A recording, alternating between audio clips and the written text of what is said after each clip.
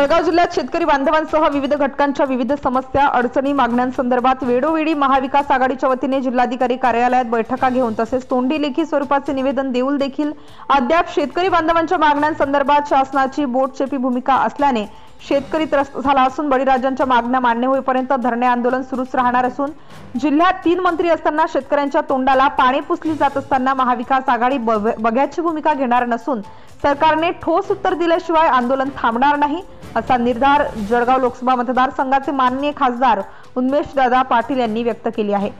महाविकास आघाडीच्या वतीने जळगाव जिल्हाधिकारी कार्यालयात सुरू असलेल्या धरणे आंदोलनात खासदार उमेशदादा पाटील बोलत होते। यावेळी माजी मंत्री सतीश अण्णा पाटील, गुलाबराव देवकर, दूध संघाचे संचालक प्रमोद पाटील यांनी आंदोलनस्थळी आलेल्या अधिकाऱ्यांना धारेवर धरत प्रश्नांची सरबत्ती केली। अधिकारी निरुत्तर झाल्याने नेत्यांनी अधिकाऱ्यांवर संताप व्यक्त करत शेतकऱ्यांचे पुत्र म्हणून तरी जबाबदारी पार पाडावी अशी अपेक्षा व्यक्त करून राज्याच्या सचिवांशी बोला, त्याशिवाय धरणे आंदोलन आम्ही सुरूच ठेवणार आहोत असा निर्धार व्यक्त करीत प्रचंड घोषणाबाजी केली। प्रमुख 4 मागण्या: 1. दुधाला ₹30 प्रति लिटर भाव व ₹5 प्रति लिटरचा फरक तात्काळ सर्व शेतकऱ्यांना देण्यात यावा। यामध्ये जळगाव जिल्ह्यात मागील कालावधीत जळगाव जिल्हा सहकारी दूध उत्पादक संघामार्फत सादर न झालेल्या प्रस्तावांना देखील ₹5 प्रति लिटरचे अनुदान मंजूर करावे।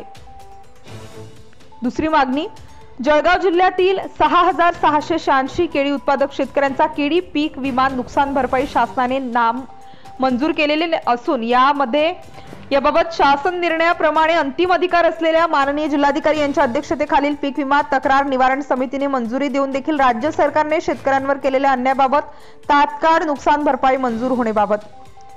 तिसरी मागणी: जळगाव जिल्ह्यातील कापूस उत्पादक शेतकऱ्यांना जाहीर झालेला अनुदान कुठलेही निकष न लावता सरसकट सर्व कापूस उत्पादक शेतकऱ्यांना अदा करण्यात यावे।